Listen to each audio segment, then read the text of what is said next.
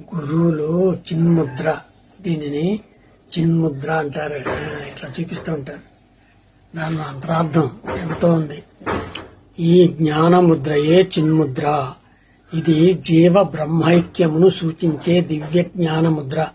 ఛిద్రమును దూరం చేసి హృదయములో రుద్రదేవుడు నిలిపే భద్రముద్ర. కుడి చేతిలోని బొటన వేలు బ్రహ్మమునకు సంకేతము, అంటే దైవానికి సంకేతం. దానికి సమీపమున ఉన్న చూపుడు వేలు జీవునికి ప్రతిరూపం. జీవుడు అందరం చూపిస్తుంటాం. అహంకారం, అహంభావం, పరిమితమైనటువంటి భావాలు. అంగుష్టం ప్రధానమైంది బ్రహ్మం. ఇది కలిసి ఉండాలి. సదా దైవభావంతో జీవించాలని అర్థం.